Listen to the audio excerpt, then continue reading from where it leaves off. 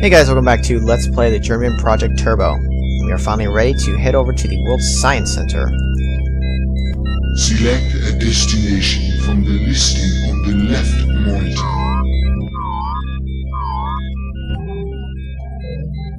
And yes, you guys will see this video every time because I like it too much, so I'm not going to cut it out.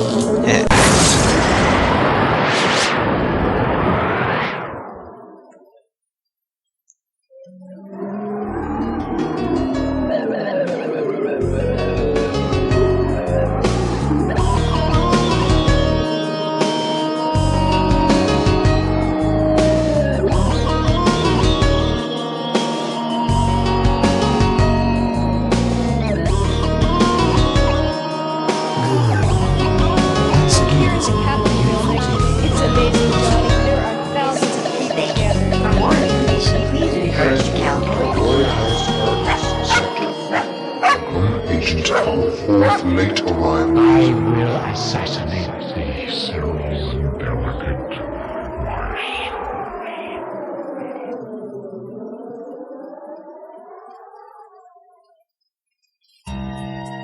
I've been expecting you.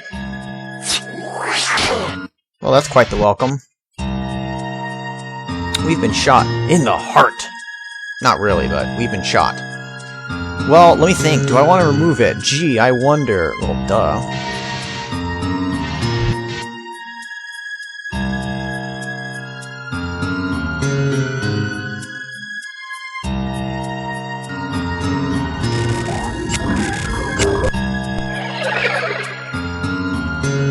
Now that's kind of interesting. The robot transformed, but first things first. So, we've been hit with a tranquilizer dart, and we have to fix this little problem here, or we are going to pass out. Now, if we had said no, we would immediately get a death screen. But rather than doing that, also, I have to point this out, you are feeling drowsy. Another typo. Anyways, if you try to leave the room, you get the same death as if you didn't take the dart out.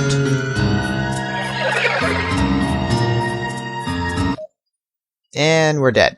You also could hear that the music there was 2 tracks playing. Again, the sound was all messed up. But despite your best efforts, you could not resist the life-draining exhaustion which crept over you. You have perished. Kind of funny how there's just magically a chair there in the room with us somehow, even though it wasn't there before. So again, that's what happens if you don't take the dart out, or if you try to leave before getting rid of the poison. So let's get rid of it this time. Okay, so rather than leaving, let us fix this. Everything's kind of blurry all there.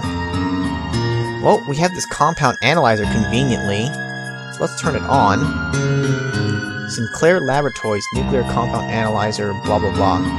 Sinclair, this might be talking about Elliot Sinclair. He was the guy who invented time travel. He was the one behind Pegasus, essentially. So let's take this tranquilizer dart. Let's inspect it first real quick. Small blue liquid, risk has been injected into your bloodstream. So maybe we can have it analyze this. Let it do its thing.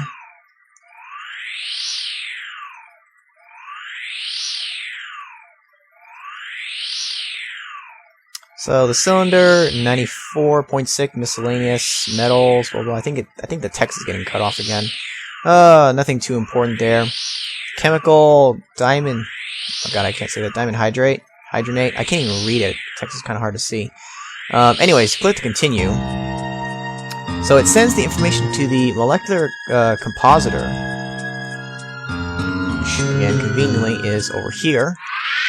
I expected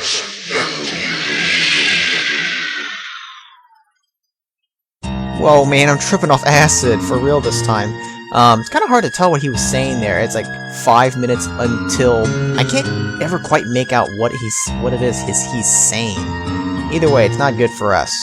And I'm not sure if it's actually 5 minutes or not, or if we can just I think we can just stay in here indefinitely, as long as we don't try to leave the room yet. But anyways, Sinclair Laboratories molecular synthesizer. Now completing download of molecular information from compound analyzer. Diamond hydrogenate is a relaxant commonly found in sleep and health aids. In addition with other drugs, it's empowering. For this reason, it is used as a base for many different forms of tranquilizers. Yeah, so there you go, diamond hydrogenate. For some reason, it doesn't read the whole thing. They only read the first paragraph there. But it asks if we want to build an antidote for it, which is perfect. That's exactly what we need. 3 thorazine-based molecules have been pre-programmed. These molecules are stable. Oh, see, again, they only read the first paragraph. I don't know why they even bother then. So we have to create it. Base molecule number 1. Now, there really is no way of knowing how you're supposed to do this the first time. You can try to look at it as much as you want. Honestly, it's pretty much trial and error. You can kind of associate maybe letters to these to kind of help you keep track, like that's an O and that's a C. Me, I just kind of keep fiddling around and then memorize the pattern. So it's actually this one first. And if you try to do the wrong one, it resets the whole thing. So you got to get it all right in one go.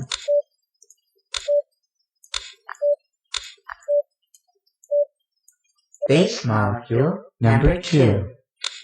And then it makes you do it 2 more times. It moves these around a little bit, but it is the same pattern. So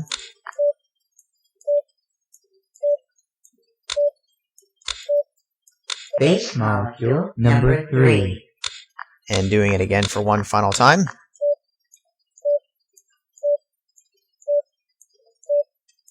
Three stable thorazine-based molecules have been designed. Building base molecules. Bonding additional molecules.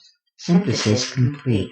The synthesized compound will appear in the molecular synthesizer. And for some reason the music keeps ticking along. But we turn around, magically,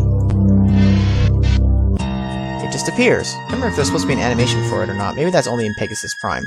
But we take it and it immediately gets administered. I believe in Prime you have to drink it yourself or something. I don't know. Either way, we can take a look at it. Antidote to the tranquilizer is composed mainly of thorazine. We'll never need the antidote again. Although I think if you leave the time zone now and come back, I believe you get shot again. And I can't remember if you can just take the antidote again or if you have to remake it. I'm trying to remember what I read about that. But anyways, now that the threat of dying has been averted, we can actually explore this room a little bit. Now this is probably something this is really interesting right here.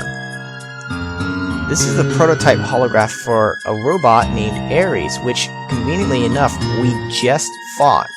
And if you couple that with the fact that these machines all have Sinclair's name on it, that's kind of suspicious.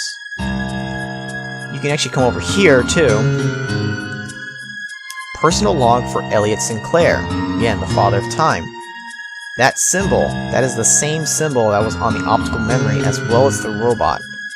So, if you haven't put 2 and 2 together yet, it seems like Elliot Sinclair is actually the one behind this. I'm not going to beat around the bush here. This is the most likely case from what evidence we've found so far. You can find discovery, 3 matching results, and you can see each of these, they're roughly about a year apart, give or take. We can watch these. Now these video clips, again, the music is supposed to stop when you watch these. Unfortunately, it doesn't. However, you should still be able to make out what he's saying. So let's watch this first one here, Smart Alloys. I had an interesting thought today while working on the context-sensitive Smart Alloys project. It's given that all elements behave in a manner that is consistent with their atomic properties. For example, it is consistent for manganese to bond with barium cobalt in a very particular way under certain conditions. In a sense, these universal instruction sets are similar to the DNA which regulates the behavior of all cells in biological organisms. This being the case, it's conceivable that any non-organic matter can be programmed to respond at the molecular level to a set of predetermined instructions and instruction codes. So imagine a lamp, which upon command could take the form of a chair, a table, or even a work of art.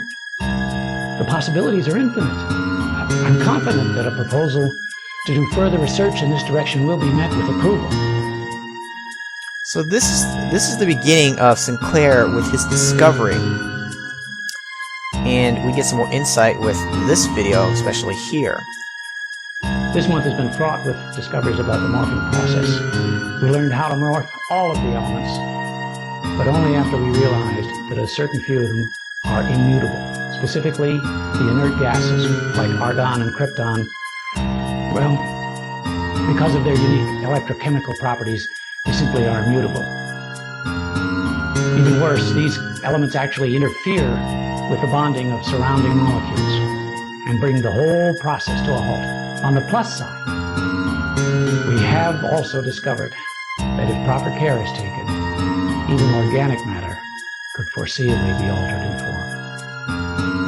Now this is real interesting. He has found a way to morph the elements. And if you think about that, what just happened earlier, that robot, he had a robot form, and then he transformed to have the appearance of a human.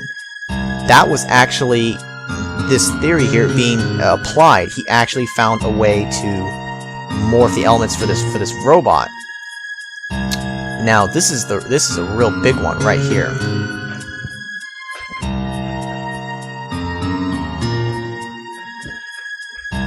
This journal is, beyond a doubt, the most important of my career, as today marks my first success in the application of time distortion theory.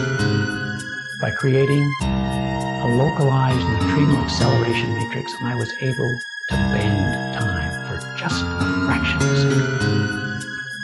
Anything entering into the distortion field slipped back in time for just a moment, creating a visual effect similar to light refraction in water in a swimming pool. It may not seem like much, but it's truly more than any physicist could hope to achieve in a lifetime. And while it may be eons before there's any practical application of this theory, everything great was achieved one small step at a time, and this is definitely the first step. Okay, I'm sorry if you can't hear all these video clips. Again, the music's not supposed to play, but... So this is the big thing here. This is when Elliot Sinclair, his first success at, basically at time travel, and this is where it all starts. That's all for that one. I was gonna say more about that, but now I can't remember. But yeah, so, watching those video clips, being able to see and hear him, again, that pretty much confirms, if you remember from the optical memory, they look alike, and they sound alike. We're in his lab, and he had the Ares robot.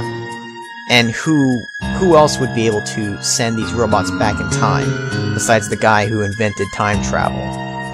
So, Elliot Sinclair is our culprit, but we still have to stop his robots. And before we do that and go any further, there's another video clip you can watch here. This is for the biotech implant test. This, I believe, is, if you remember from the door scanning us going into the TSA, we had the biotech implant that identified us as Agent 5. I'm not sure if it's part of the time travel process itself as well, or if it's just purely for that, because this video basically shows him testing it on rats, and that it's pretty much like a success. It seems to be going well. I would show this clip right now, except for that one. This one is even quieter than Sinclair's videos, and with the music playing here, you won't be able to hear anything at all. So I'm going to have to bypass this video for now at least. I'm going to deal with this at the end of this game. So we'll have to come back to that later. Oops, because I don't want to listen to it now. So that's all we can finally do in here, but this is really important. We've gotten a lot of information pretty quickly, and as long as you pay attention, you can pretty much deduce who the culprit is.